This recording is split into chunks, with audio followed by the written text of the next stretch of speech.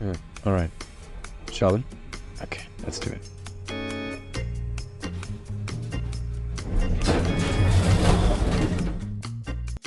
Hi, I'm Peter Buckle, and this is Design Office Hours, a podcast about design, designers, and careers in design.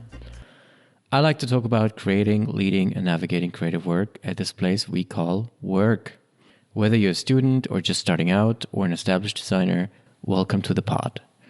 This show is also about your input, so send in your topics and questions. How to get in touch with me and the show? Email designofficehours@peterbuckle.com, type it, record it, AI voice it, and send it. Or follow me on Instagram @designofficehours. Yes, I was also surprised that this handle was still available. All right, let's get into it. What is on the menu for today? We got a question. What are some of the main things to focus when building a portfolio? All right, that's a loaded question, and we love loaded questions. So there's obviously a lot to it, but we'll get into a few things here. Maybe we call them the main things. Maybe there are more main things to it.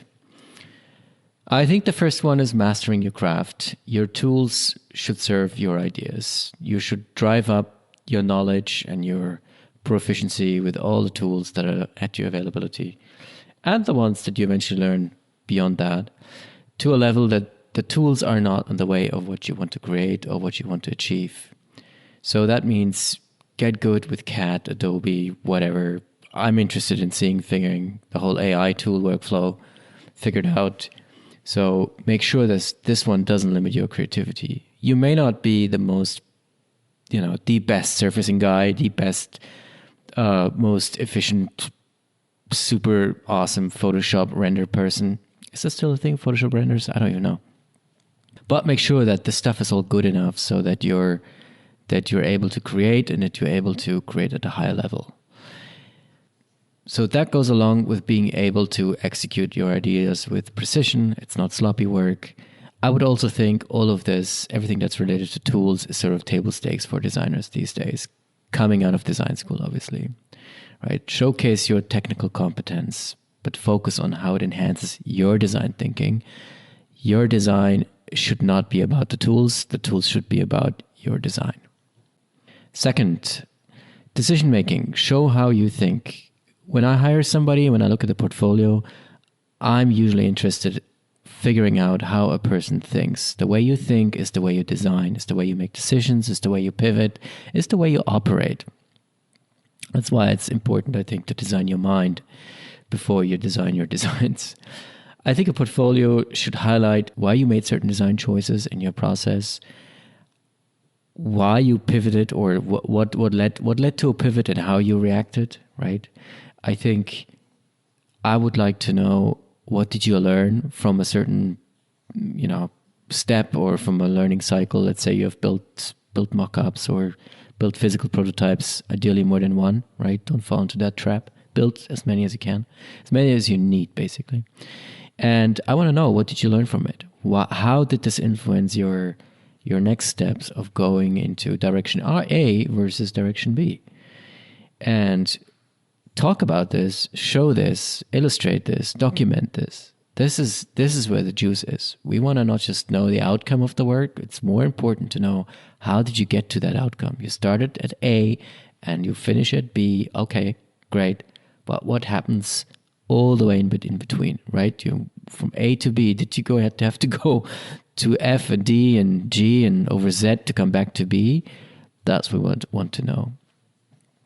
Third, I would think it would be great to know and to get a glimpse of how you are adapting to the unexpected, right? When we're designing, we're trying to push the boundaries, we're trying to question things, we're creating worlds, so not everything always goes according to plan. Sometimes you're just presented with changes that they're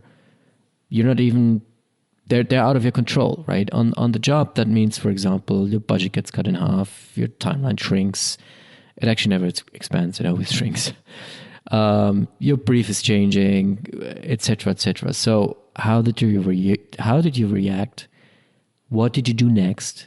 How did you reframe of what you were doing before in order to move on, right? How did you land this plane, even though when the runway was taken away or turned upside down?